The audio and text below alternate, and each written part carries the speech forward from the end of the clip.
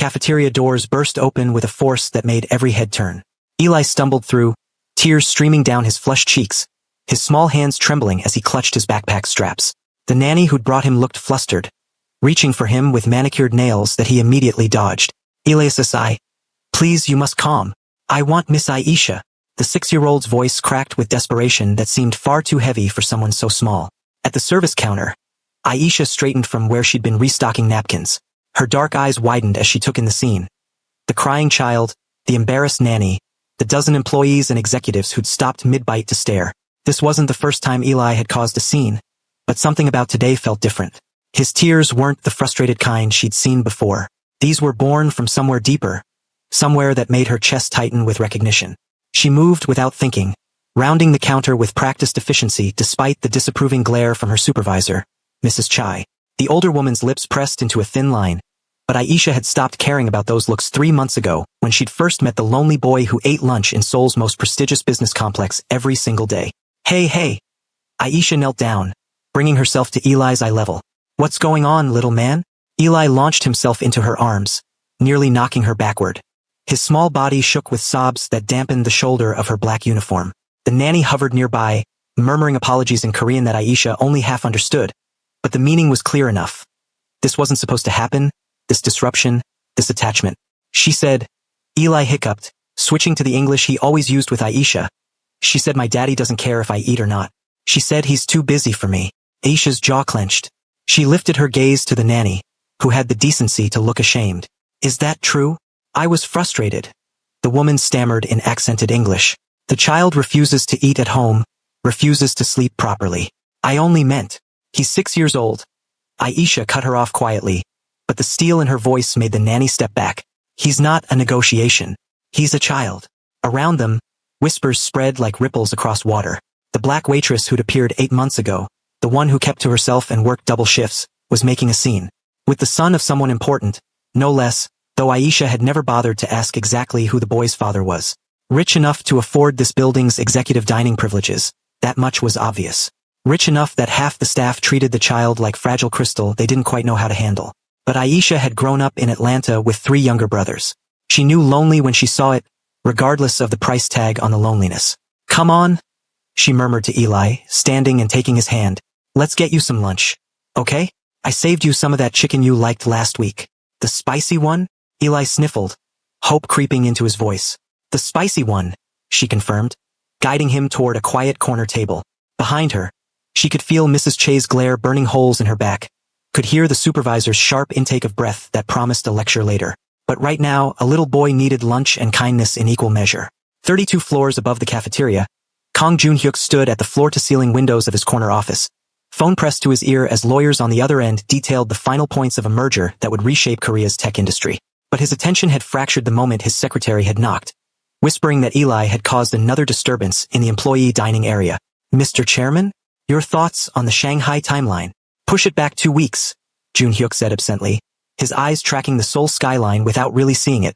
I'll review the contracts tonight. He ended the call and turned to his secretary. Pull up the cafeteria security feed from 10 minutes ago. The woman's fingers flew across her tablet. Within seconds, the screen displayed a grid of camera angles from the dining area. Jun-hyuk watched his son stumble through the doors in tears, watched the waitress, the same one from the reports he'd been receiving, kneel down without hesitation. The same one Eli asked for by name every morning. The same one who'd somehow accomplished what nannies, tutors, and child psychologists had failed to do over the past year. Make his son smile. Zoom in on camera 3, he instructed. The image focused on the corner table where Aisha was setting down a plate in front of Eli. The boy was talking animatedly now, the tears already drying on his face, and the waitress was laughing at something he'd said. Actually laughing, her head thrown back, her entire demeanor warm and unguarded in a way that seemed impossible in a place as sterile as this building. Jun-hyuk's fingers tightened around his phone. His wife had been gone for 3 years. 3 years since the accident that had shattered their family, that had left Eli unable to sleep through the night and himself unable to feel much of anything except the crushing weight of responsibility.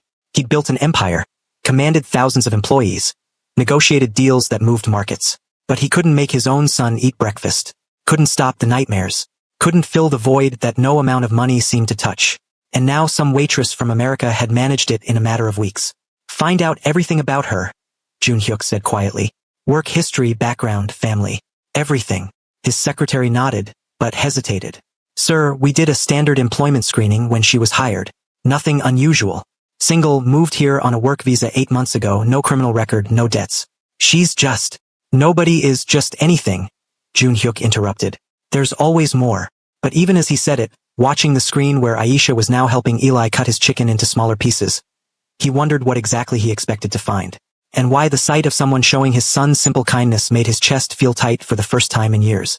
Down in the cafeteria, Aisha was unaware of the cameras, the scrutiny, the chairman watching from above. She was too focused on Eli, who'd finally stopped crying and was eating with the kind of enthusiasm that suggested he'd skipped breakfast again. So, she said, sitting across from him with her own modest lunch. Want to tell me what really happened this morning? Eli chewed thoughtfully, his little brow furrowed. I told Mrs. Park I wanted to come see you. She said we couldn't come until lunch. I said that was too long. She got mad. And the thing about your dad? His expression shuddered immediately. Daddy's always busy. The matter-of-fact way he said it broke something in Aisha's heart. She'd seen it before, back home, in kids whose parents worked 3 jobs to keep the lights on. But this was different. This was a child who had everything money could buy and none of what actually mattered. I bet he wishes he wasn't, she said gently. Sometimes grown-ups have to do really hard things, even when they'd rather be somewhere else. Do you have to do hard things? Aisha laughed softly. Every day, little man. That's just life. Is that why you're always here? Because of hard things? She paused, surprised by his perceptiveness. Something like that. I came to Korea because I wanted an adventure. Wanted to see the world, you know? But adventures cost money. And money means work. I'm glad you're here, Eli said seriously. You make the food better. And you're nice. Everyone else is scared. Scared of what? Of everything, he said simply and returned to his chicken. Aisha didn't push, but the comment lingered. Over the past months, she'd noticed the strange dynamic in this building. The way people walked on eggshells, the way certain names made employees stiffen, the way her supervisor treated Eli like he might explode if handled incorrectly. She'd assumed it was typical corporate culture, the kind of rigid hierarchy that made her grateful she was just passing through Korea on her way to somewhere else. But now, watching Eli eat with the trust of a child who decided she was safe, she wondered if there was more to it. Miss Aisha? Eli looked up at her with those serious dark eyes. Yeah. Will you marry me? She choked on her water. Several nearby tables turned to stare, but Eli just waited patiently for her answer, completely earnest. Eli, sweetie, I'm 28. She managed once she'd stopped coughing. You're 6. When I grow up, he clarified, as if this was the most logical conversation in the world. I'm going to be tall and strong like Daddy, and then I'll marry you. Aisha felt torn between laughter and tears. That's very sweet. But, you're the only one who's nice to me. Eli interrupted, and the vulnerability in his voice made her breath catch. Everyone else just does what they're supposed to do. But you actually care. I can tell. She reached across the table and took his small hand in hers. Of course I care about you. You're a pretty cool kid. So will you? Will I what? Marry me when I grow up? Aisha knew she should discourage this. Knew it was probably inappropriate. Knew Mrs. Chai was going to have words with her later.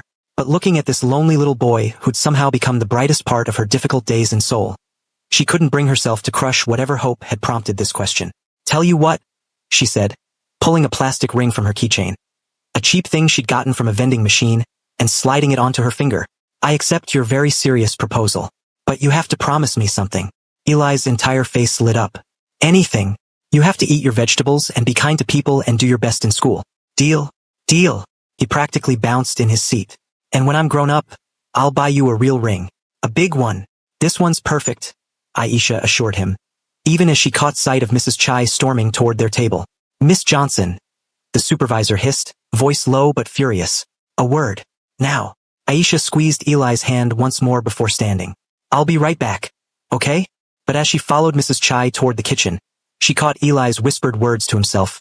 My daddy will like you. I know he will.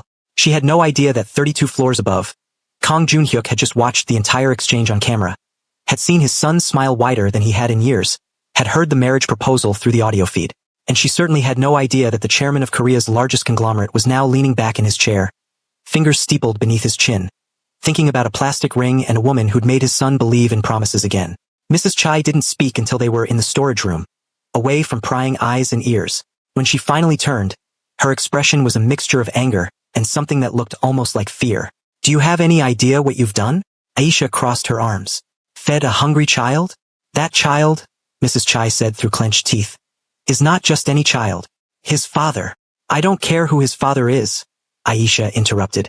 Eli needed someone to pay attention to him, and I did. If that's a problem. Everything about this is a problem. The supervisor's voice rose before she caught herself, glancing nervously at the door. You don't understand.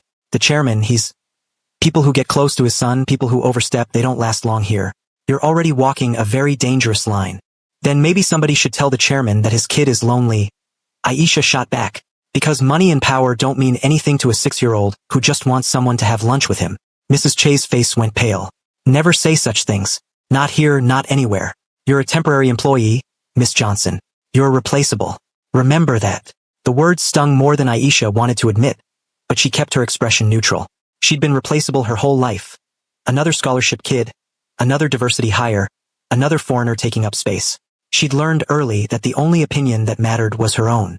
Is there anything else? She asked coolly. Mrs. Chai studied her for a long moment, then sighed. Just be careful. That's all I'm saying. This building has eyes everywhere, and not all of them are kind. After her shift ended at 9 p.m., Aisha walked the 15 minutes to her tiny studio apartment in Itaewon, her feet aching and her mind replaying the day's events. The plastic ring was still on her finger.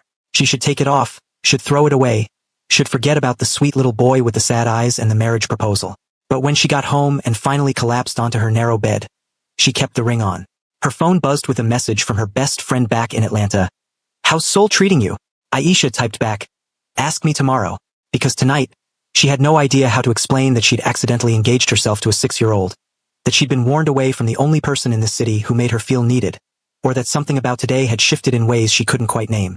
Up in his penthouse apartment in Gangnam, Jun-hyuk was reading the preliminary report on Aisha Johnson when Eli padded into his study in his pajamas. You're supposed to be asleep, Jun-hyuk said automatically, but with none of the warmth that used to come naturally when his wife was alive. I had a good day, Eli announced, climbing onto the leather chair across from his father's desk. Oh, Jun-hyuk looked up from the report. His son was smiling. Actually smiling. What happened? Miss Aisha said she'd marry me. The words hung in the air between them. Jun-hyuk set down the paper slowly. She what? When I grow up? Eli clarified, pulling something from his pocket. A napkin with a child's crayon drawing of what appeared to be 2 stick figures holding hands. I asked her and she said yes. She even has a ring now. We're engaged. Jun-hyuk didn't know whether to laugh or call security. Eli, you can't just ask people to marry you. Why not? You asked mommy. The simple logic hit harder than any business negotiation. Jun-hyuk's throat tightened. That was different. I was grown up. But you loved her, right? And I love Miss Aisha. Eli said it with the absolute certainty of a child who'd never learned to lie about feelings. She makes me happy. And she said you'd like her too. She said that. No, I said that. But I know it's true. Eli yawned, the excitement of the day finally catching up with him. She's different from everyone else, Daddy. She doesn't pretend. She just is. After tucking Eli into bed, a rare moment of physical closeness that left Jun-hyuk feeling both tender and terribly inadequate. He returned to his study and pulled up the security footage again. He watched the marriage proposal 3 times. Watched the way Aisha's face had softened, the way she'd held Eli's hand, the way she'd slipped that ridiculous plastic ring onto her finger like it was worth more than the diamonds he could buy without a second thought. There was no calculation in her expression, no awareness of cameras or consequences, just genuine affection for a lonely child. Jun-hyuk made a decision then, one that would change everything. He was going to meet her, not as the chairman, not as Korea's richest CEO, but as just another person. He needed to understand what his son saw in this woman, needed to know if the kindness was real or just another angle he'd learned to recognize in people who wanted something from him. He picked up his phone and dialed his head of security. I need a credible cover identity by tomorrow morning. Something innocuous. A consultant, maybe, or a visiting executive from a subsidiary. Sir. And no one, absolutely no one, can know who I really am. Is that clear? There was a pause on the other end. May I ask why? No. Jun-hyuk said simply. You may not. Because how could he explain that he was about to do something he hadn't done in 3 years? Take a risk on something other than business. How could he admit that a 6-year-old's marriage proposal had made him feel more alive than any billion-dollar deal? He couldn't. So he didn't. Instead, he ended the call and sat in the darkness of his study, looking out at the glittering Seoul skyline, and thought about a woman with a plastic ring who'd made his son believe in promises again. Tomorrow he would meet her. Tomorrow everything would change. The next morning arrived with the kind of cold that made Aisha's breath fog in the pre-dawn darkness. She'd barely slept. her mind churning through Mrs. Che's warnings and Eli's innocent proposal, and the strange sensation that she was standing on the edge of something she didn't understand. The plastic ring sat on her nightstand now, and she stared at it while getting dressed, debating whether to wear it or leave it behind. In the end, she slipped it into her pocket, just in case Eli asked. The cafeteria was already buzzing when she arrived at 6 a.m. to help prep breakfast. Her coworker Mina, a young Korean woman who'd been kind enough to help Aisha navigate both the language and the building's unspoken rules, looked up from chopping vegetables. "You're in trouble," Mina said quietly in English. "What else is new?" "No, I mean real trouble. Mrs. Chai filed a complaint about you with HR. Said you were being inappropriate with a client's child." The knife Aisha had picked up nearly slipped from her fingers. "She what?" "Look, I know you were just being nice to that little boy. Everyone knows that. But you have to understand, his father is Chairman Kang Jun-hyuk. Do you know who that is?" Aisha shook her head slowly. Mina's eyes widened. "How do you not? Okay, you know Hanseong Group, the conglomerate, electronics, construction, finance, pharmaceuticals? Chairman Kang controls all of it. He's one of the most powerful men in Korea, and his son is basically untouchable. Nobody gets close to that kid without permission." The information settled over Aisha like ice water. "I didn't know." "Of course you didn't, because you just see a lonely kid and treat him like a person instead of a liability." Mina's expression softened. "That's what I like about you, but it's also what's going to get you fired if you're not careful. So what am I supposed to do? Ignore him?" "I don't know," Mina admitted. "But maybe just be more careful? HR is already looking for reasons to let people go. We're not exactly protected around here." The morning passed in a blur of anxious productivity. Aisha kept glancing at the door, waiting for Eli to arrive, waiting for the inevitable confrontation with Mrs. Chai or HR or whoever had decided she was a problem. But lunch hour came and went without any sign of the little boy, and the absence felt worse than any reprimand. She was wiping down tables at 1:30 when a man approached the counter. Tall, probably late 30s, dressed in an expensive but understated suit. Dark hair, sharp features, an air of authority that made Aisha immediately peg him as upper management. Another executive she'd serve and forget. "Excuse me," he said in perfect English with barely a trace of accent. "Is the lunch service still available? We stopped serving at 1, but I can probably make you a sandwich or something." Aisha replied, professional smile in place. "What would you like?" "Whatever you recommend." He studied her face with an intensity that made her slightly uncomfortable. "You're American? Is it that obvious?" "Your accent," he said, and something like amusement flickered in his eyes. "Though your Korean is quite good." "Thanks. Still learning." She moved behind the counter to assemble a basic bulgogi sandwich. "You work in the building?" "Consultant. I'm here for a few weeks evaluating some operational procedures." The lie came smoothly practiced. "I've heard the food here is better than most corporate cafeterias." "That's a low bar, but we try." Aisha wrapped the sandwich and handed it to him. "Anything else?" He hesitated, and she got the distinct impression he was deciding something. "Actually, do you have a moment to talk?" "About what?" "I've been observing various departments, including food services. I like to get employee perspectives on workplace culture, areas for improvement. Would you mind?" It was probably a terrible idea given Mina's warning, but something about his direct approach disarmed her. "Sure, but I only have a few minutes before the afternoon prep." They sat at a corner table, the same one where Eli usually sat, though Aisha tried not to think about that. The consultant, he'd introduced himself as Kim Minwo, pulled out a tablet but didn't immediately take notes. "How long have you worked here?" he asked. 8 months. "And you enjoy it?" Aisha laughed, unable to help herself. "Is this the part where I'm supposed to say yes, because you might be reporting to someone important?" His lips quirked. "This is the part where you tell me the truth." "Fine. The truth is the work itself is okay. I can cook, I like feeding people, no complaints there. But the atmosphere is..." She paused, choosing words carefully. "Challenging. There's a lot of fear here. A lot of people worried about stepping out of line or making mistakes. It makes everything feel heavier than it needs to be." "Fear of what, specifically?" "Getting fired, mostly. Or upsetting someone important. Or just, I don't know, existing wrong." Aisha shook her head. "Look, I'm probably not the best person to ask. I'm an outsider. I don't understand all the cultural nuances." "But you understand fear," he said quietly. "That's universal." Something in his tone made her look at him more closely. There was an intelligence in his eyes that suggested he understood more than he was letting on, and she remembered too late that consultants were brought in to find problems. She might have just painted a target on the entire cafeteria staff. "I shouldn't have said that," she backtracked. "Everyone here works hard and..." "Miss Johnson," He cut her off gently. I'm not looking to get anyone in trouble. I'm trying to understand the environment. How do you know my name? He glanced at her name tag, though she could have sworn he'd known before looking. It's on your uniform. Before she could respond, Mrs. Che's voice cut through the cafeteria. Miss Johnson, there are dishes waiting. Aisha stood quickly. Sorry, I have to go. Of course. The consultant, Kim Minwo, stood as well. Thank you for your honesty. It's refreshing. She hurried back to the kitchen, feeling his eyes follow her, and spent the rest of her shift wondering what she just walked into.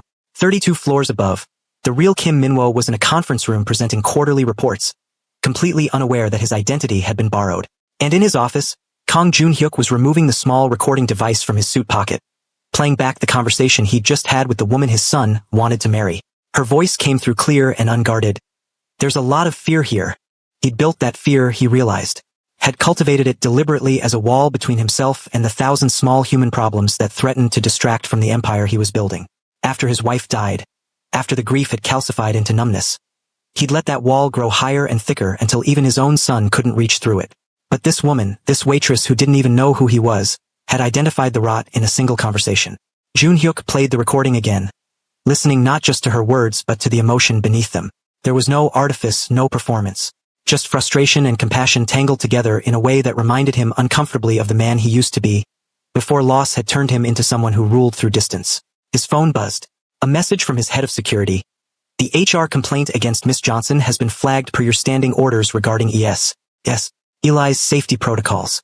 Any staff member who came into regular contact with his son was monitored, their backgrounds continuously vetted, their interactions scrutinized. It was necessary, Jun-hyuk had always told himself. The world was full of people who would use a child to get to power. But Aisha Johnson wasn't trying to get to anything. She was just feeding his son lunch. He typed back, "Suspend the complaint. And I want all surveillance logs of her interactions with my son sent to my private server." Then he pulled up the security footage from that morning, the one where Eli had walked into the cafeteria and immediately looked for Aisha, the one where his face had fallen when she wasn't immediately visible. The boy had eaten his lunch mechanically, without joy, until Aisha had appeared during her break to ruffle his hair and ask about his day. 3 minutes of interaction. That's all it had taken to make Eli smile again. Jun-hyuk made another decision then, one that terrified him more than any boardroom battle. He was going to keep seeing her, not just once but regularly. He was going to understand what made her different, what made his son trust her, what made her brave enough to speak honestly to a stranger in a building designed to discourage honesty. And he was going to do it without her knowing who he really was, because the moment she knew, everything would change. She would become careful, calculated, performing for his approval like everyone else in his life. He would never know if the kindness was real, so he would lie. He would pretend to be someone ordinary, someone powerless, someone who could receive her honesty without the weight of consequence distorting it. It was manipulation, he knew, unfair and probably cruel. But for the first time in 3 years, he wanted to know if someone could care about his son, and maybe eventually him without the empire attached. Over the following week, Kim Minwo became a regular fixture in the cafeteria. He always came during off-peak hours, always sat at Aisha's station, always asked thoughtful questions that had nothing to do with business consulting and everything to do with understanding her. "Why Korea?" he asked on the third day. Aisha shrugged, refilling his coffee. "Why not? I'd never been to Asia. I wanted an adventure, and teaching English seemed like an easy way to fund it. Except the teaching gig fell through when I got here, so I ended up doing this instead." "Do you regret it?" "Sometimes. This wasn't the adventure I imagined, you know? Serving lunch in a corporate building, living in a studio the size of a closet, barely scraping by." She smiled wryly. "But then again, I've learned more about myself in 8 months here than I did in 4 years of college back home." "Like what?" "Like I'm stronger than I thought. Like kindness matters even when it's inconvenient. Like..." She paused, then decided to trust him. "Like some connections are worth the complication. You're thinking of someone specific." It wasn't a question. Aisha glanced toward the corner table where Eli was supposed to be but wasn't. His nanny had started bringing him at different times, probably to avoid her. "There's this kid who used to come here. Really sweet, really lonely. I got in trouble for being nice to him. That's absurd. That's hierarchy." Aisha's voice carried an edge of bitterness. "His father is someone important, apparently, and I'm just the help. God forbid I treat his son like a human being." Jun-hyuk felt each word like a physical blow. She thought he didn't care. Thought he was too important to notice his own son's loneliness. And the worst part was she wasn't entirely wrong. "Maybe his father doesn't know," he said carefully. "Maybe if someone told him." "Men like that don't want to hear it," Aisha interrupted. They're too busy building empires to notice the people getting crushed in the foundation. The silence that followed was heavy. Jun-hyuk should have been angry. He was the chairman, he was building the future, he was providing for thousands of families. But instead he just felt ashamed. You don't have a very high opinion of powerful people, he observed. I don't have a high opinion of people who use power as an excuse to ignore basic humanity. Aisha met his eyes directly. But maybe I'm wrong. Maybe this mysterious father is a great guy who just doesn't know what his kid needs. Maybe I'm judging too harshly. And if you could tell him, what would you say? Aisha considered this, absently touching the pocket where she still carried that plastic ring. I tell him that his son is brilliant and funny and kind, that he asks questions about everything, that he remembers little details about people, that he has this way of looking at you like you're the most important person in the world. I tell him that Eli eats better when someone talks to him, that he's teaching himself English from books, that he drew me a picture of us having lunch together and it's hanging in my apartment because it made me cry. Her voice softened. I tell him that he's missing out on knowing an amazing human being, and that all the money in the world can't buy back time. Jun-hyuk couldn't breathe. When was the last time someone had described his son to him? When was the last time he'd actually listened to Eli talk about his day instead of nodding absently while reviewing contracts? You care about him a lot, he managed. Yeah, I do. Which is probably stupid because I'm just some random waitress he'll forget about in a year. But, Aisha shrugged. You can't always choose who matters to you. No, Jun-hyuk agreed quietly. You really can't. Before either could say more, Eli himself burst through the cafeteria doors. His face lit up when he spotted Aisha, and he immediately changed course toward her table, his new nanny trailing behind with an expression of resignation. Miss Aisha! Miss Aisha! Eli practically vibrated with excitement. Guess what? I got 100 on my English test and Mrs. Park said it's because I practiced with you and… He stopped abruptly, noticing the man sitting across from her. Oh, who's this? This is Mr. Kim, Aisha introduced, her professional mask sliding back into place. He's a consultant working in the building. Eli studied Jun-hyuk with the disconcerting directness of children. You look like my daddy. Jun-hyuk's heart stopped, but Eli continued without pause. Except daddy never smiles. Are you married? Eli? Aisha said quickly, clearly mortified. That's not an appropriate question. Why not? You're gonna marry me, but that's when I'm grown up, so you could still date people now if you wanted to. I wouldn't mind. As long as they're nice. The consultant, Mr. Kim, made a sound that might have been a suppressed laugh. You two are engaged? It's complicated, Aisha said weakly, while Eli nodded enthusiastically. She has a ring and everything. Show him, Miss Aisha. And because Eli was looking at her with such hopeful expectation, because she'd missed him all week, because she was tired of pretending not to care, Aisha pulled the plastic ring from her pocket and slipped it onto her finger. Jun-hyuk stared at that ridiculous piece of toy jewelry like it held the secrets of the universe. His son had given away his trust to this woman, had offered her the most valuable thing a child possessed, his heart, and she had accepted it, had kept it safe in her pocket, had worn it like it mattered. It's beautiful, he said, and meant it. It's plastic, Aisha countered, but she was smiling. The best things usually are. Jun-hyuk stood, needing distance before he did something foolish like reveal himself. I should go. Thank you for the conversation, Miss Johnson. It was enlightening. After he left, Eli climbed into the vacated chair. I like him. Do you? He has kind eyes. Like yours. Eli paused. Do you like him? Aisha thought about the careful questions, the genuine interest, the way Mr. Kim had listened like her words actually mattered. Yeah, she admitted. I think I do. Good, Eli said decisively. Then he can come to our wedding. From across the cafeteria, Mrs. Chai watched the entire interaction with narrowed eyes and immediately pulled out her phone. The message reached Jun-hyuk's head of security within minutes. The waitress is now involving other staff in inappropriate behavior with the chairman's son. Recommend immediate termination. But the response came back just as quickly. Complaint denied per chairman's direct order. No action to be taken. Mrs. Chai stared at her phone in confusion, then looked back at the table where Aisha was laughing at something Eli had said, where the boy was animated and happy in a way he never was anywhere else in the building. Something was happening here. Something that defied the normal rules. And Mrs. Chai, who'd survived in corporate culture by reading power dynamics better than anyone, began to suspect that this situation was far more complicated than a simple inappropriate attachment. She just didn't know how right she was. That evening, Jun-hyuk did something he hadn't done in months. He came home early. Eli was in the living room with his tutor, struggling through math homework, and the boy's face transformed when his father walked through the door at 6 p.m. instead of midnight. Daddy, you're home. I am. Jun-hyuk dismissed the tutor with a gesture and sat down next to his son. Tell me about your English test.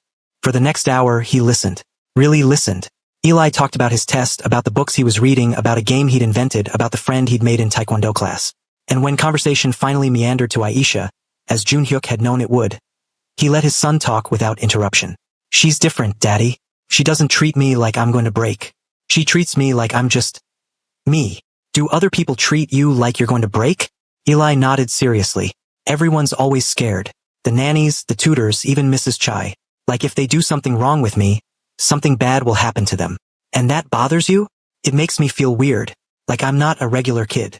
Eli looked up at his father with eyes that were far too old for 6. Am I a regular kid? The question cracked something in Junhyuk's chest. Yes, he said firmly.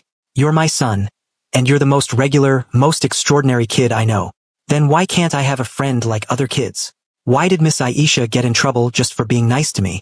Junhyuk pulled Eli close, resting his chin on top of the boy's head. I'm going to fix that. I promise. How? I don't know yet, but I will. Later, after Eli was asleep, Junhyuk stood in his home office and made 3 calls. The first was to HR. The complaint against Aisha Johnson is not only dismissed but expunged from her record. Furthermore, anyone who files complaints about her interactions with my son, without substantial cause, will be subject to immediate review. The second was to his head of security. I want to continue the consultant cover. Extend my background as Kim Minwo for at least another month. The third was to his personal assistant. Clear my schedule for lunch every day. I'll be out of the office. Sir, you have standing meetings. Move them. But the board. I said move them, because Junhyuk had realized something today. Sitting across from Aisha Johnson, while she talked about his son with more insight and affection than anyone in 3 years. He'd realized that he was tired of ruling from a distance. Tired of letting fear protect him from connection. Tired of being the kind of father whose son thought wearing a plastic ring meant something. He wanted more. Not someday, not when the empire was more stable, not when the grief had fully passed. Now, and if that meant lying a little longer, meeting Aisha as someone ordinary until she could see him as more than just power and money, well, he'd built a career on strategic patience. He could be patient for this too. Even if it killed him. The next 2 weeks blurred together in a way that felt both thrilling and dangerous. Mr. Kim became a fixture in Aisha's routine, appearing during her breaks, sitting at her tables during slow periods, asking questions that gradually shifted from professional to personal. They talked about everything. Her childhood in Atlanta, her complicated relationship with her family who didn't understand why she'd left America, her dreams of eventually opening her own restaurant somewhere. And in return, he told her carefully edited stories about his own life. A demanding job that left little room for anything else. A son he loved but didn't always understand. A wife who died and left a hole he didn't know how to fill. I'm sorry, Aisha said when he mentioned his late wife. They were sitting in the courtyard behind the building, having coffee during her afternoon break. That must be incredibly hard. It was. It is. Junhyuk stared into his cup.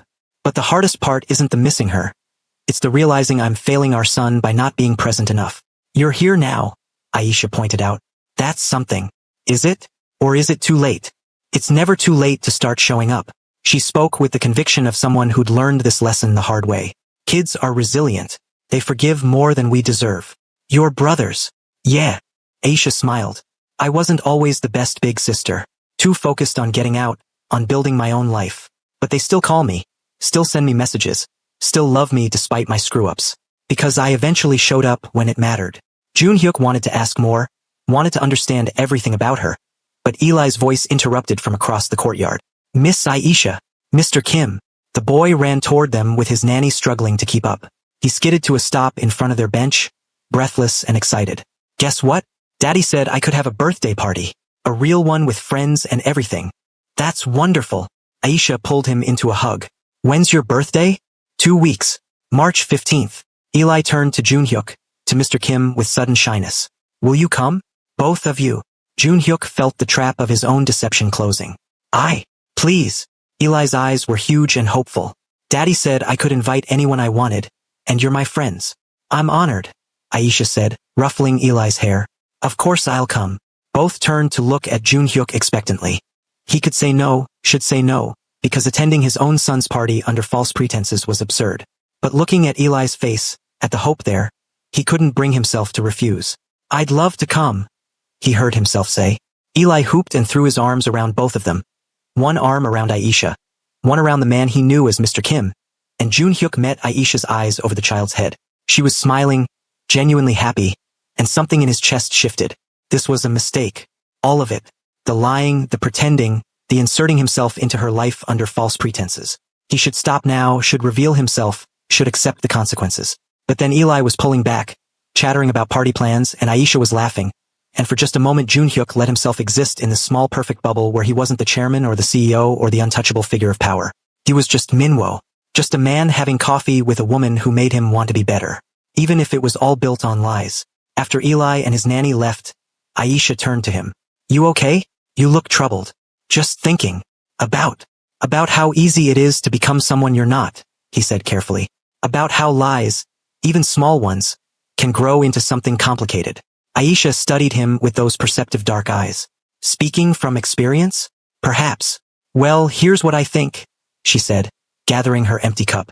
People lie when they're scared of the truth. Either scared of how others will react or scared of what the truth means about themselves. But eventually the truth comes out anyway. Always does. And when it does, then you deal with it. You own up, you apologize if necessary. And you hope the people who matter understand why you did what you did. She stood, brushing off her uniform. But the longer you wait, the harder it gets. She had no idea she was giving him advice about his own deception. And Junhyuk felt the irony like a knife. You're very wise. I'm really not, Aisha laughed. I just make a lot of mistakes and occasionally learn from them. As she walked back toward the building, Junhyuk pulled out his phone and sent a message to his event coordinator. For ES birthday party. I want it to feel like a normal children's party. No corporate guests, no networking, no photographers. Just kids and cake and actual fun. The response came back immediately. Sir, that's highly unusual. The board expects. I don't care what the board expects. It's my son's birthday, not a business opportunity. He pocketed his phone and sat alone in the courtyard, thinking about truth and lies and the rapidly approaching moment when Aisha would discover exactly who he was, and hoping desperately that she would understand why he'd done it. But as the days passed and March 15th drew closer, Junhyuk's deception began to show cracks. The first crack came when Aisha mentioned to Mina that she'd been invited to Eli's birthday party. Mina's face went pale. You what? Eli invited me, said his father approved guests and everything. Aisha. Mina gripped her arm, voice urgent. That party is going to be at the chairman's private residence. Do you understand what that means? Security, media, probably half the business elite of Seoul. You can't just show up there. Why not? I was invited. Because you're... Mina caught herself, but the damage was done. Because I'm what? The help? A waitress? Not good enough. That's not what I meant, Mina said miserably. I just meant that world is... It's different. People will ask questions. Mrs. Chai is already suspicious about why you haven't been fired yet. What do you mean? She filed 3 complaints about you. 3. And all of them disappeared. Someone high up is protecting you, and that kind of protection comes with expectations. Aisha felt cold. What kind of expectations? I don't know. But nothing is free in this building. The second crack came when Mrs. Chai cornered Aisha in the storage room 2 days before the party. I know what you're doing, the supervisor hissed. I'm restocking napkins. Don't be clever. You're sleeping with someone, aren't you? Someone in management. That's the only explanation for why you're still here. Aisha turned slowly, anger replacing the fear. Excuse me? How else did those complaints disappear? How else did you get invited to the chairman's son's party? Mrs. Chai stepped closer, voice dropping to a venomous whisper. You think you're special? You think spreading your legs for some executive makes you untouchable? Let me tell you something. Girls like you, they get used and discarded. And when you're gone, I'll still be here. Aisha's hand moved before she could think, her palm connecting with Mrs. Chai's cheek with a crack that echoed in the small room. The silence that followed was deafening. Mrs. Chai touched her reddening face, eyes wide with shock that quickly morphed into triumph. You just assaulted a supervisor. You're done. Good, Aisha said, surprised by how calm her voice sounded. Because I'm sick of working for someone who thinks cruelty is a management style. File whatever complaint you want. I quit. She walked out of the storage room, through the kitchen, past Mina's shocked face, and out of the cafeteria. She walked past the elevators, past the security desk, past the marble lobby with its cold beauty. She walked out of the building and kept walking, her hands shaking, her heart racing, her mind replaying Mrs. Chai's accusations and her own violent response. She'd never hit anyone before, never lost control like that. But the words, the insinuation that she was sleeping her way into protection, had triggered something primal. Because some part of her had been wondering the same thing. Why had those complaints disappeared? Why was Mr. Kim so interested in her? Why had Eli's father supposedly approved her attendance at a party that Mina said was exclusive and elite? Nothing is free, Mina had said. Aisha made it 3 blocks before she had to stop, leaning against a building trying to catch her breath. Her phone was buzzing in her pocket. Probably Mina. Probably Mrs. Chai filing charges. Probably her entire life in Seoul falling apart. She didn't answer. Instead, she pulled out the plastic ring and stared at it, thinking about a 6-year-old boy who'd asked her to marry him, thinking about a mysterious consultant who seemed too interested, thinking about warnings and complications and the mess she'd made of everything. Miss Johnson. She looked up to find Mr. Kim standing there, concern written across his features. Of course he would appear now when she was at her lowest, when she just destroyed her own employment and possibly her visa status. How did you find me? She asked tiredly. I was having lunch when I heard the commotion. Mina told me you'd left. He studied her face. What happened? I hit my supervisor. You, he blinked. Why? Because she accused me of sleeping with someone to protect my job. Aisha laughed bitterly. And the worst part is, I don't even know if she's wrong. Not about the sleeping with someone part, but about being protected. Those complaints disappeared, Mr. Kim. Someone made them go away. And I don't know who or why, and that scares me. Jun Hyuk felt the moment crystallizing, the truth pressing against his teeth, demanding release. This was it. He had to tell her. Right now, before things got worse. Aisha. Don't. She interrupted. Whatever you're about to say, just don't. I can't handle any more complications right now. She pushed off the building. I need to go home. I need to figure out what I'm doing with my life. The complaints disappeared because I made them disappear. The words hung in the air between them. Aisha froze. What? My name isn't Kim Minwo, Jun Hyuk continued, his voice steady even as his heart raced. It's Kong Jun Hyuk. I'm Eli's father. I'm the chairman. And I've been lying to you for 2 weeks because I wanted to know you without the power dynamic complicating everything. Aisha stared at him like he'd started speaking a foreign language. No. I'm sorry. No. She repeated, backing away. No, that's not. You're a consultant. You said you were a consultant. I lied. Why? The word came out as almost a wail. Why would you do that? Because my son loves you, Jun Hyuk said simply. Because I watched you on camera being kind to him, and I needed to know if it was real. Because I wanted to meet you as just a man, not as the chairman or the CEO or any of the things that make people perform instead of being honest. So you manipulated me. Aisha's voice was shaking.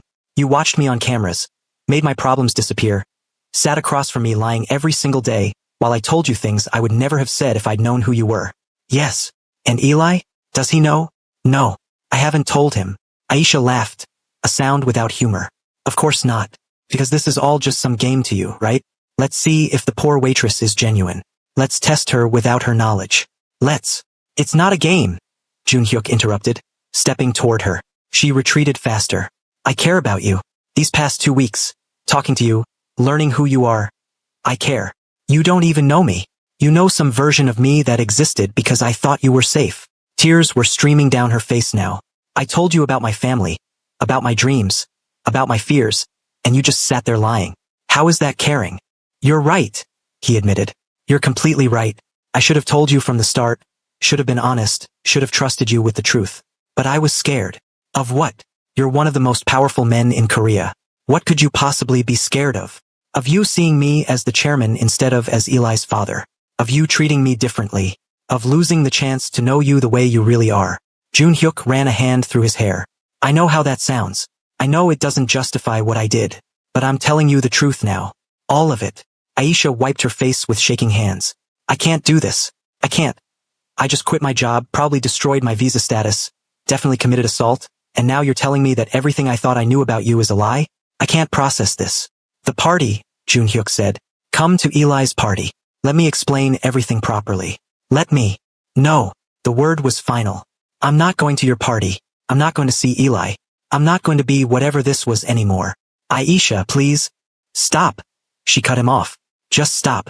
You wanted to know if I was genuine? Fine. Here's genuine. I trusted you. I let myself believe that maybe, finally, I'd found someone who saw me as more than just another struggling foreigner. But you were just collecting data, right? Running your little experiment. Well, congratulations, Chairman Kong. You got your answer. I'm real. I'm honest. And I'm done. She turned and walked away. And Jun Hyuk let her go because what else could he do? Chase her down? Force her to listen? Use his power to keep her there? He'd already done enough damage. He stood on the Seoul street, watching her disappear into the crowd, and felt something close to panic. This wasn't how it was supposed to go. He was supposed to explain, she was supposed to understand, they were supposed to figure it out together. But he'd underestimated the depth of the betrayal. Had underestimated how it would feel to have her trust thrown back in his face along with her resignation. Her assault charge, her entire life in Korea potentially destroyed. His phone was ringing. Security, probably, or his assistant, or someone demanding to know where he was and why the chairman had been spotted having an emotional conversation on a public street. He didn't answer. Instead, he stood there thinking about plastic rings and broken promises, and how even the richest man in Korea couldn't buy back trust once it was lost. And for the first time in years, Kang Junhyuk had absolutely no idea how to fix what he'd broken. The 48 hours before Eli's birthday party were among the worst of Junhyuk's life. Aisha wouldn't answer his calls, wouldn't respond to messages, and when he'd sent his driver to her apartment, the landlord informed them she'd packed a bag and left without saying where she was going. His security team could track her down easily, they had the resources, but using them felt like another violation. He'd crossed enough lines already. Meanwhile, Eli was practically vibrating with excitement about his party, constantly asking if Miss Aisha had confirmed she was coming, if Mr. Kim was still coming, if there would be cake with chocolate frosting like she'd promised to request. "She's coming, right, Daddy?" Eli asked for the 100th time on the morning of March 15th. Junhyuk looked at his son's hopeful face and felt like the worst father alive.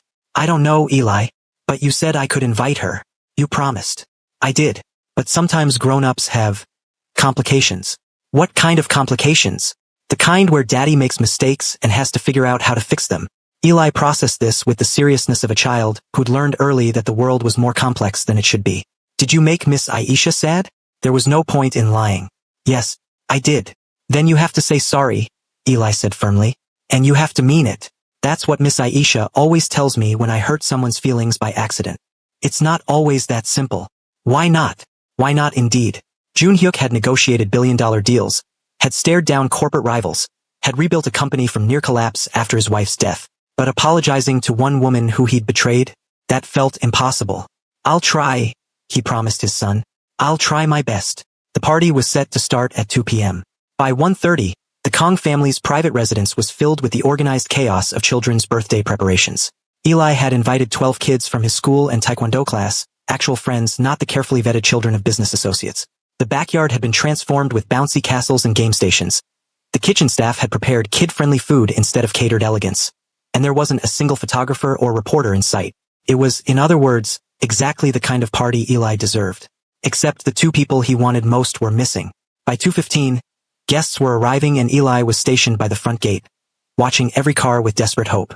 Junhyuk stood nearby, trying not to let his own anxiety show, trying to maintain the appearance of a father throwing his son a birthday party, instead of a man whose carefully constructed world was falling apart. "Sir." His head of security approached quietly. "We've located Miss Johnson. She's at a friend's apartment in Hongdae. Should we?" "No." Junhyuk cut him off. "No more tracking, no more surveillance. If she doesn't want to come, that's her choice." "But the young master." "I know," Junhyuk said roughly. "I know." At 2:30, Eli finally gave up his post and joined his friends. But the excitement had dimmed from his eyes. He played the games, ate the cake, opened presents with polite enthusiasm, but he kept glancing toward the gate, kept hoping. Junhyuk felt each glance like a physical blow. At 3 p.m., he was about to go inside and call Aisha one more time. Pride be damned. When his phone buzzed with a message from an unknown number. "I'm outside. Can we talk?" His heart nearly stopped. He looked toward the gate and saw her standing there in jeans and a simple blue sweater.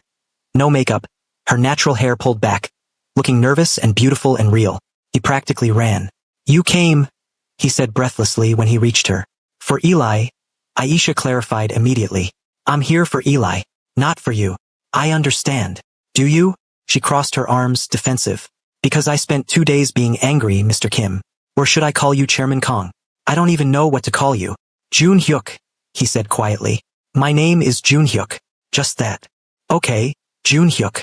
His name sounded strange in her mouth, formal and distant. "I'm here because Eli doesn't deserve to be punished for your mistakes. Because he asked me to come and I made him a promise. But after today, I don't know what happens. I don't know if I can forgive you. I don't expect you to." "Good. Because—" She stopped as Eli's shriek cut through the air. "Miss Aisha." The boy had spotted her from across the yard and was now sprinting toward the gate with the single-minded determination of a child who'd given up hope and suddenly found it again. He slammed into her with enough force to make her stumble, wrapping his arms around her waist. "You came. I knew you would. I told Daddy you would." Aisha's expression softened immediately, all the anger and hurt melting away as she knelt to hug him properly. Of course I came. I promised, didn't I? Did you bring my present? She pulled a small wrapped package from her bag. One slightly dented but very special book about space exploration, as requested. Eli tore into it with enthusiasm, revealing a vintage children's book that Aisha had probably spent her last money on. It's perfect. Come on, you have to meet my friends. And there's cake. And... He stopped, noticing for the first time that his father and Miss Aisha were standing awkwardly apart. Are you two fighting? Adults sometimes have disagreements, Junhyuk said carefully. But you like each other, right? Eli looked between them anxiously. You have to like each other. You're both my favorite people. Aisha met Junhyuk's eyes over Eli's head, and something passed between them. Not forgiveness. Not yet, but maybe understanding. It's complicated, she told Eli. But we both love you very much. That's not complicated at all. Okay. Eli seemed satisfied with this. Then come play. Both of you. For the next 2 hours, Junhyuk watched Aisha interact with his son and his son's friends with the same genuine warmth he'd seen on those cafeteria cameras. She helped kids navigate the bouncy castle, refereed a water balloon fight, sat with the Shire children and drew pictures with them.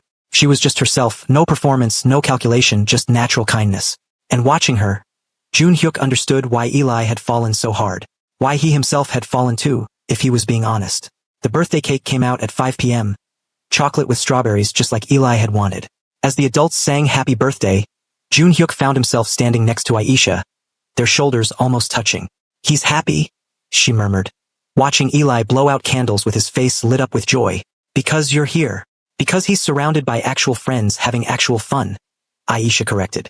Because someone finally treated his birthday like a kid's party instead of a networking event. That was your advice. From our coffee conversation. You said powerful people use everything as a business opportunity. She glanced at him, surprised. You listened. I listened to everything you said, Junhyuk admitted. Even when I was lying, even when I was being someone else, I was listening. That almost makes it worse, Aisha said. But there was less anger in it now. Because it means you knew exactly what you were doing. You knew how much I valued honesty. I did. And I did it anyway because I was selfish. Because I wanted to know you, and I didn't trust that you could know me. The real me. Without all the complications that come with who I am. Before Aisha could respond, Eli was pulling them both toward the present table, insisting they had to help him open gifts. And for the next 30 minutes, they existed in a strange limbo. Not quite together, not quite separate, co-parenting a child who wasn't technically either of theirs. The party wound down around 6:30. Parents collected their tired, sugar-crashed children, and Eli hugged each one goodbye before racing back to show Aisha and Junhyuk the pile of presents he'd accumulated. Best birthday ever, he declared, then yawned hugely. Time for bed soon, Junhyuk said, ruffling his hair. But Miss Aisha's still here. She can't leave yet. I should probably go, Aisha said gently. It's getting late. No. Eli's eyes filled with sudden tears. Please don't go. Please. The desperation in his voice made both adults freeze. This wasn't just about the party ending. This was deeper, older fear surfacing. Hey. Aisha knelt down. What's wrong? Everybody leaves, Eli whispered. Mommy left. Mrs. Choi left. The nice nanny left. Everybody I love leaves and I don't. I can't. He was hyperventilating now, small chest heaving, and Junhyuk felt helpless watching it. But Aisha pulled the boy close, holding him tight, murmuring soft reassurances. I'm not leaving forever, she promised. I'm just going home for tonight. But I'll see you again, I promise. You promise? Really promise. Really promise. She pulled back to look him in the eyes. And you know what? I keep my promises. Remember our engagement. She showed him the plastic ring still on her finger. Still wearing it. Eli's breathing slowed. Okay. But you have to come back. I will. After Eli had finally been coaxed into bed by his nanny, Junhyuk walked Aisha to her car. Actually his car and driver because she'd taken the subway. They stood in the driveway under the early evening sky, neither quite ready to say goodbye. Thank you, Junhyuk said finally, for coming, for staying, for being there for him. He's a good kid. He deserves better than what he's been getting. I know. I'm trying to do better. Are you? Aisha challenged. Or are you just trying to fix what I pointed out was broken? Both, he admitted. Is that allowed? She almost smiled. I don't know. I'm still figuring out how I feel about all of this. Can I ask you something? You can ask. Why did you come today? Really? Aisha was quiet for a long moment, watching the Seoul sunset paint the sky in shades of orange and pink. Because I made a promise to a 6-year-old, And breaking promises to children isn't something I do lightly. She paused. And because Mina tracked me down and told me what you did. What I did. The assault charge. Mrs. Chai tried to file it and you made it disappear. You also paid off my apartment rent for the next 6 months and sorted my visa status so I wouldn't be deported. Jun Hyuk shifted uncomfortably. I was going to tell you. When? Before or after I found out from someone else? But her tone had lost its sharp edge. You keep doing that. Making decisions for me. Protecting me without asking if I want protection. You were in trouble because of me. Because I asked my security to dismiss the complaints, which made Mrs. Chai suspicious, which led to her accusations. It was my responsibility to fix. See, that's the problem. You think everything is your responsibility to fix. But some things, like whether I stay in Korea, whether I keep my job, whether I forgive you, those are my choices to make. You're right, Jun Hyuk acknowledged. What can I do to make this right? I don't know yet. Aisha opened the car door, then paused. But maybe start by letting me make my own decisions. Stop watching me on cameras. Stop making my problems disappear. Stop pretending you know what's best for me. And if I do that, then maybe we can start over. Not as chairman and waitress. Not as Mr. Kim and Miss Johnson. Just as two people who care about the same little boy and are trying to figure out what that means. I'd like that, Jun Hyuk said softly. Starting over. It's not forgiveness, Aisha warned. Not yet. I know. She got in the car, but before the driver could pull away, she rolled down the window. Jun Hyuk. It was the first time she'd used his first name, and it sent warmth through his chest. Yes, thank you for trying. Even if you did it all wrong, even if you broke my trust. Thank you for trying to be better for Eli. That matters. Then she was gone, the car disappearing down the long driveway, and Jun Hyuk was alone in the gathering darkness, holding on to hope he probably didn't deserve. But as he walked back toward his house, toward his son sleeping peacefully for the first time in weeks, he thought maybe, just maybe, starting over was exactly what they all needed. Even if the road there was messy and complicated and full of mistakes he'd have to own. Because Aisha Johnson had taught him something in their few weeks of knowing each other. The truth always came out. And when it did, you dealt with it. So that's what he would do. Deal with it. Own it. And hope that eventually honest effort would be enough. The next morning, Jun Hyuk did something he'd never done before. He called an emergency board meeting and announced he was restructuring his work schedule. Effective immediately. I'll be working from home 3 days a week and leaving the office by 6 p.m. on the other days. The board members exchanged shocked glances. The chairman had practically lived at the office for 3 years. Sir, the merger timeline will adjust, Jun Hyuk cut off. My son needs his father. That takes precedence. But the shareholders can accept that their chairman is a human being with a family, or they can vote me out. He stood, signaling the meeting was over. I built this company while raising a child once before. I can do it again. Walking out of that room felt like shedding a weight he hadn't known he was carrying. The second thing he did was call HR personally. I want to offer Aisha Johnson a position in our company. Not in the cafeteria, something that uses her actual skills. Find out what she wants to do and make it happen. Sir, she doesn't have a corporate background. Then we'll train her. Figure it out. The third thing he did was text Aisha. I told my board I'm working less. Told HR to offer you a real position if you want it. Not trying to fix things for you. Just opening doors. Your choice whether to walk through them. She didn't respond immediately, but an hour later his phone buzzed. You're learning. Slowly but learning. It wasn't much, but it was something. Over the next week, Jun Hyuk and Aisha fell into a careful dance. He would bring Eli to a neutral location, a park, a museum, a bookstore, and she would meet them there. They would spend time with Eli together, coexisting in his orbit without addressing the tension between them. It was awkward. It was complicated. But it was honest. I talked to HR, Aisha said one afternoon while Eli was playing at the park playground. They offered me a position in the employee wellness program. Developing better food options, mental health resources, that kind of thing. And I'm thinking about it. It's more money, better hours, actually using my brain instead of just my hands. She paused. But it also means I'm tied to your company. Tied to you in a way. You don't have to take it if it makes you uncomfortable. See, that's progress.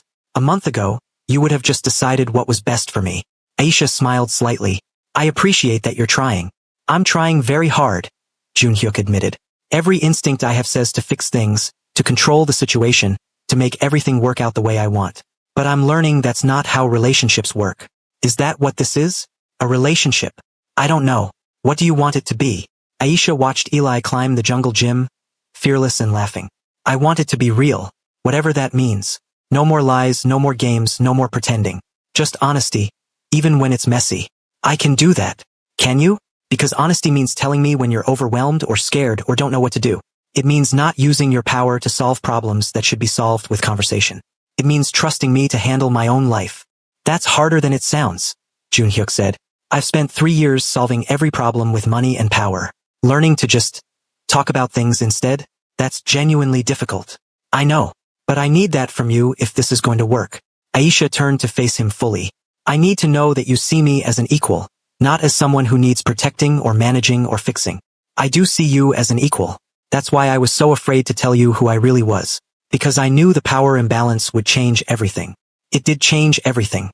But maybe not in the way you thought. She held his gaze. Because now I know you're human. You make mistakes, you get scared, you lie when you're afraid of the truth. That's not the untouchable chairman. That's just a man.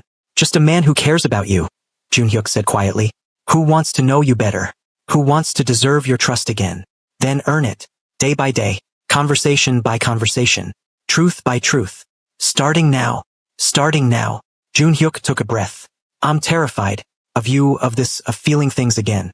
When my wife died, I shut down everything except responsibility and work. It was safer that way.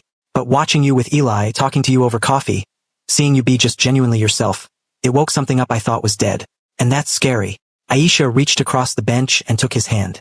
It was the first time she'd initiated physical contact since learning his identity. Being scared is okay. Running away from it by lying is not. Understood. Good. She squeezed his hand once, then released it. Now it's my turn to be honest. I like you. Not the chairman, not the powerful CEO, just you. The guy who listened to my stories and asked questions and tried to be better for his son. I'm still hurt about the lying. I'm still processing all of it. But I like you. And that terrifies me too. Why? Because I came to Korea for an adventure, not to fall for someone. Because you're complicated and powerful and come with a whole life I don't understand. Because caring about you means caring about Eli, and that kid has already stolen my heart in a way I wasn't prepared for. Because this all feels too big and too fast and too impossible. So what do we do? Aisha laughed. I have no idea. Maybe we just keep showing up, keep being honest, keep trying to figure it out together. I can do that. They sat in comfortable silence, watching Eli play, until the boy ran over and climbed into Aisha's lap with the unself-conscious affection of a child who decided she was safe. Miss Aisha? Yeah. Are you and Daddy friends now? She met Junhyuk's eyes over Eli's head. We're working on it. Good. Because you make him smile. Nobody makes Daddy smile except me. Is that so? Junhyuk tickled his son gently. Who says I want to smile? Everyone wants to smile, Daddy. You just forgot how. Eli looked up at Aisha seriously. Are you still going to marry me when I grow up? That's still the plan, Aisha assured him, showing the plastic ring still on her finger. What if Daddy wants to marry you first? Both adults froze. Eli, Junhyuk started, but his son barreled on. Because you'd be a good mommy, and Daddy needs someone to remind him to eat lunch. And I'd get to have you forever instead of just sometimes. He paused, thinking. Plus, then the ring could be real instead of plastic. Daddy has lots of money for rings. That's not how marriage works. Aisha managed, her face flushed. Why not? You love each other, right? It's complicated. Grown-ups always say that, Eli complained. But love isn't complicated. You either love someone or you don't. And I love you, Miss Aisha. And Daddy loves you too. I can tell. Eli. Junhyuk tried again, but Aisha held up a hand. Eli, sweetie. Your dad and I are still figuring out how to be friends. Marriage is way, way in the future if it even happens at all. But you're not saying no, Eli pointed out with devastating 6-year-old logic. I'm saying it's too early to talk about, Aisha clarified. Okay, but when it's not too early, remember I asked first. I have dibs. After Eli had run back to the playground, Aisha buried her face in her hands. I'm so sorry. I should never have made that promise with the ring. This is my fault. No, Junhyuk said firmly. You gave my son hope when he needed it most. That's not something to apologize for. But now he thinks. He thinks two people he loves could maybe build something together. Is that really so terrible? Aisha looked at him, and something in her expression shifted. You meant it, didn't you? What Eli said about you loving me. Junhyuk could have deflected, could have laughed it off, made it casual. But they'd promised honesty. I don't know if it's love yet, he said carefully. But it's heading there, fast. And that terrifies me almost as much as it excites me. We barely know each other. I know you're kind even when it costs you. I know you keep promises to children. I know you speak truth to power without flinching. I know you make terrible coffee and amazing sandwiches and have a laugh that makes everything feel lighter. He paused. Maybe that's not everything, but it's enough to know I want to learn the rest. Aisha was quiet for a long moment. Then, I think you might be the most dangerous man I've ever met. Dangerous? Because you make me want things I wasn't supposed to want. You make me think about staying instead of running. You make me believe in complicated, messy, impossible things. She shook her head. And I still don't know if I can trust you completely. If I can trust this. Then don't. Not yet. Jun Hyuk shifted to face her fully. Take the job or don't. Keep seeing Eli or don't. Give me another chance or don't. But whatever you decide it for yourself. Not because of pressure or guilt or what you think you're supposed to do. And if I decide to walk away? The question hung in the air, and Jun Hyuk felt his heart constrict. But he answered honestly, then I'll let you go, and I'll thank you for everything you've already given us. And I'll spend the rest of my life wondering what might have been if I'd been honest from the start. That's a lot of pressure. I didn't mean it that way. I know. That's what makes it worse. Aisha stood, brushing off her jeans. I need time. To think, to process, to figure out what I actually want instead of just reacting to everything. How much time? I don't know. A week? A month? However long it takes to get my head straight. And Eli? She glanced toward the playground where the boy was now hanging upside down from the monkey bars. I'm not going to punish a 6-year-old for his father's mistakes. I'll still see him. But just him, not you. Is that okay? It had to be okay. Yes. Okay. Aisha called out to Eli. Hey, little man. Time for me to go. Eli ran over for a hug, and Jun Hyuk watched them say goodbye. Watched his son hold onto this woman like she was precious. Watched her promise to see him soon. Watched her keep the plastic ring on her finger even as she walked away. And he thought about second chances and earned trust and how sometimes the hardest thing in the world was to step back and let someone else make their own choice. Even when everything in you wanted to fix it, control it, make it work. Daddy, Eli tugged his sleeve. Is Miss Aisha going to come back? I hope so, Jun Hyuk said honestly. I really hope so. Me too. Eli slipped his small hand into his father's larger one. But even if she doesn't, you tried. That's what matters. From the mouth of babes, Jun Hyuk thought. From the mouth of babes. 2 weeks passed. Jun Hyuk kept his promise. No calls, no messages. No using his resources to check on Aisha. It was agony. Every day, he fought the urge to text her, to drive to her apartment, to send his assistant with gifts or apologies or desperate pleas. But he didn't, because she'd asked for time, and respecting that was the least he could do. He focused instead on being present for Eli. They ate breakfast together every morning. Jun Hyuk walked him to school when his schedule allowed. They did homework together, played games, talked about everything and nothing. And slowly, his son opened up in ways he hadn't in years. I used to think you didn't like me, Eli admitted one evening over dinner. Jun Hyuk nearly choked on his food. What? After Mommy died, you were always gone, always busy. I thought maybe I reminded you of her too much, and that made you sad, so you stayed away. The guilt was crushing. Eli, but I know now, his son continued. You were just sad, and sad people sometimes hide. Miss Aisha told me that. She said sometimes grown-ups don't know how to ask for help, so they just work really hard instead. When did she tell you this? Last week. We got ice cream. She's still seeing me, Daddy, like she promised. Eli looked up with those serious eyes. Are you going to keep trying with her? If she lets me. She will. She likes you. She just needs to figure out if she likes you. Despite everything, Jun Hyuk smiled. Likes. It's different than regular liking. It means you want to hold hands and stuff. Eli made a face. Girls are complicated. They really are. On day 16, Jun Hyuk was in his home office reviewing contracts when his assistant knocked. Sir, there's someone here to see you. She says it's personal. His heart jumped. Who? But he already knew. Aisha stood in his foyer looking nervous and determined, wearing a dress he'd never seen before. Something simple and green that made her skin glow. She'd done something different with her hair too, soft curls framing her face. Hi, she said. Hi. They stood there for a long moment, just looking at each other. I took the job, Aisha said finally. The HR position. Start next week. That's great. They'll be lucky to have you. I also found my own apartment. Nothing fancy, but it's mine. No interference. No help. Just me figuring it out. Good for you. And I've been thinking. A lot. About everything. She took a deep breath. About trust and honesty and second chances and what I actually want my life to look like. And I decided I'm tired of running. Tired of keeping everything at arm's length because it might hurt someday. Tired of protecting myself from possibilities. She stepped closer. I'm not saying I forgive you completely. I'm not saying this is going to be easy. But I'm saying I want to try. Try what? Us. Whatever that means. Dating, I guess? Getting to know each other for real this time, no lies, no pretenses. Just two people figuring out if they work together. Jun-hyuk felt something in his chest crack open, warmth flooding in. I'd like that. Very much. There are going to be rules, though. Okay. No using your power to fix my problems without asking first. No surveillance, no security reports, no background checks. If I have an issue, I'll tell you like an adult. Agreed. No lying, even small lies, even lies you think are protecting me. If I ask you something, I need honesty. Yes. And we go slow, like genuinely slow, because I need to build trust, and that takes time.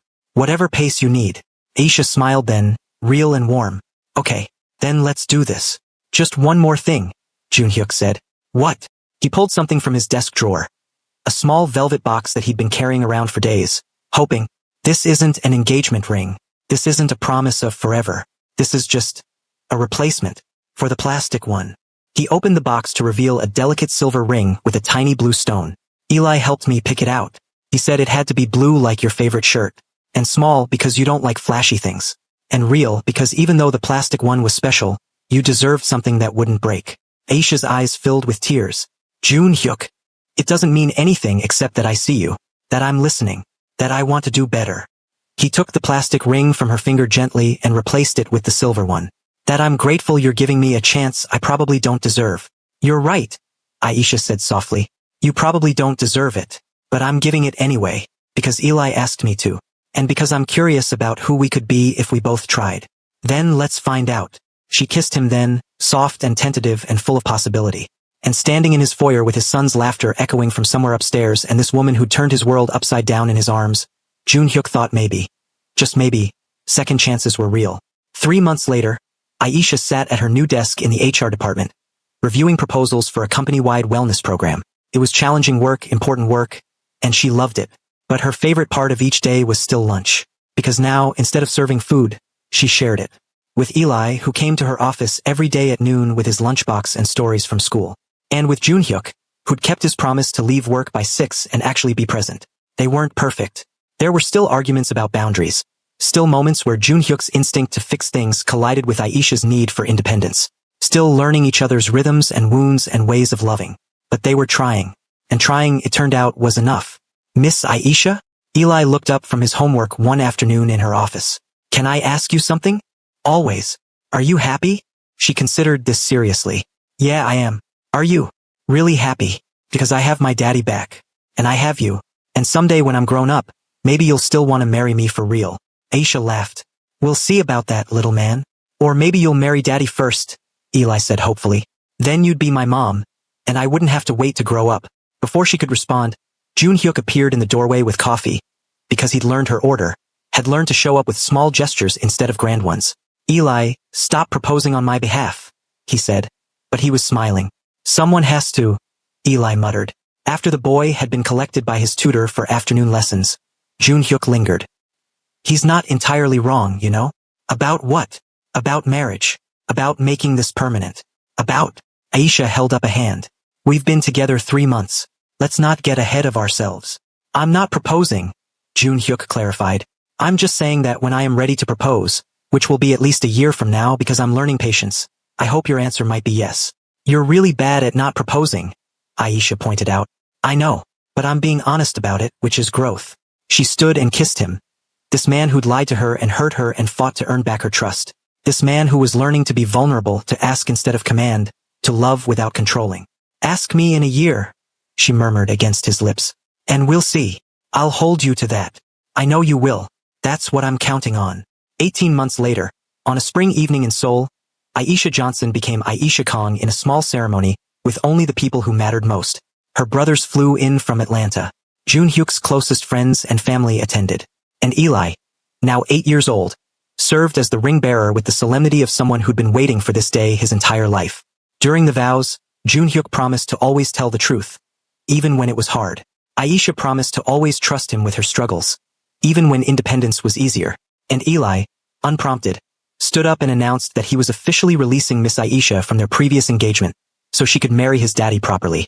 But I get to keep the plastic ring, he added. For memories. Deal, Aisha agreed, laughing through tears.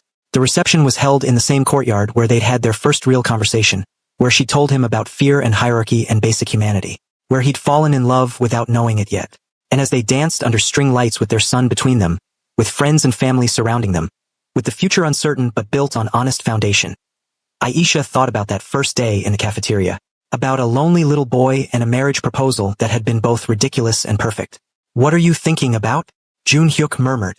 "About how sometimes the purest promises come from the smallest hearts," she said, quoting the words Eli had inscribed in their wedding program.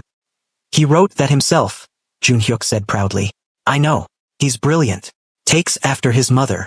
"His new mother," Aisha corrected softly. "I'll never replace the one he lost." "No, but you'll give him something different. Something he needs. Something we both need."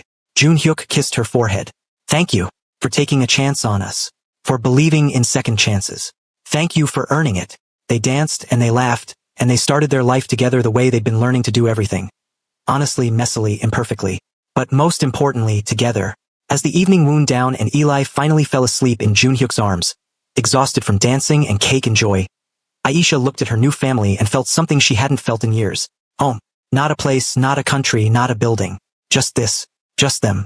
Just the promise of showing up every day and trying their best to love each other well. And really, what more could anyone ask for? If you've made it this far, thank you for reading Aisha and Jun Hyuk's story. Stories like these remind us that second chances are possible, that honesty matters, and that sometimes the most unexpected connections become the most meaningful. If this resonated with you, consider subscribing for more heartfelt stories, leaving a comment about what touched you most, and giving this video a like to help others find it. These small actions help create a community of people who believe in the power of authentic love stories. Until next time, remember, it's never too late to start showing up for the people who matter most.